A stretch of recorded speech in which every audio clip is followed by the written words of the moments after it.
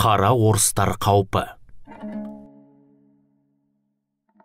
Орыс тілді қазақтардың бірігіп кеткені сонша, олар өздерінің өмір сүру кеңістігін жандармен қорғайды. Әрі осы жолы да аяусыз күреседі.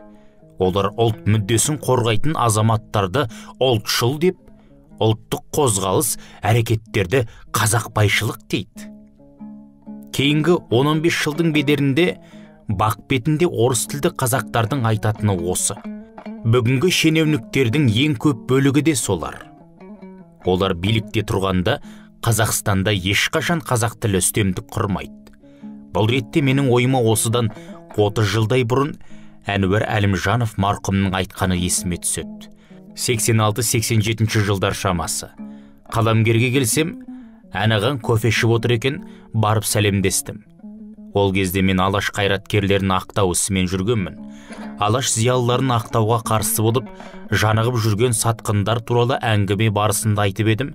Әнаған, тұрсын, мен рушылдықтан қорықпайым. Қазақ рушылдықтан құрмайды. Таласат, тартысат, айтысат, бірақ бәрібір шындық жеңеді. Әрине қиын, бірақ одан ұлтқа қауіп төнбейді. Мен қала баласы мен дала баласынан қорқам. Қазіргі қала балалары мүлдем басқа бағытқа кетіп қалыпты.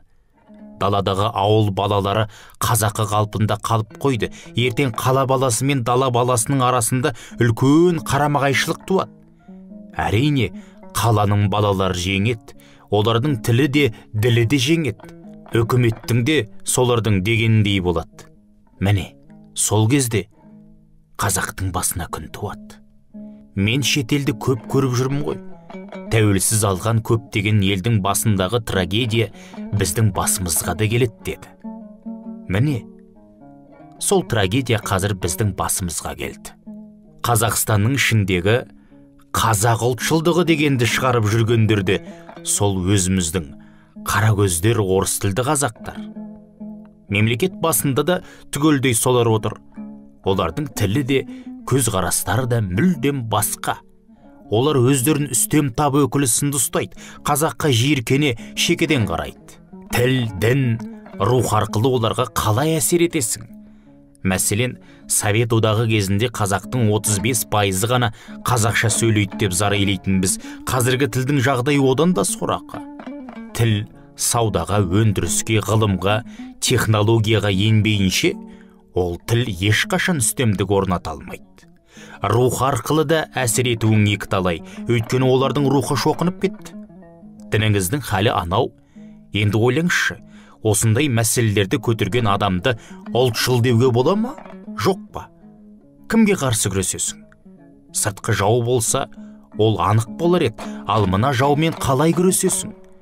Өз қолыңды өзің қалай кесесің? Егер бұл ұлтшылдық болатын болса, онда күресу керек. Мен мұны азаматтық соғыс деңгейіндегі рухани күрес дер едім. Сондықтан бұл күресті азаматтық рухани ұлтшылдық деуге болады. Ал ұлтшылдықтың өзі Қазақстанда жоқ.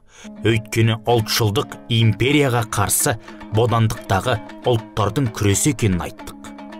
Осы күнге дейін көп азаматтар жерді, тілді, ұлттық руханиятты, ұлттық мүддені қорғап сөйлегені, әрекет еткен үшін ұлтшыл атанып келді.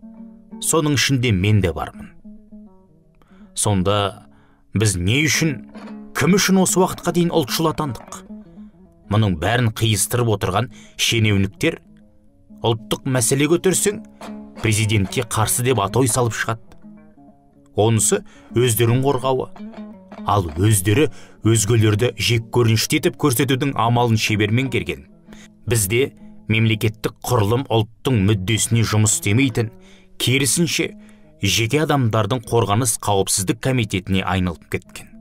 Тұрсын Жұртбай. Оқыған Қуат Ахметжанов.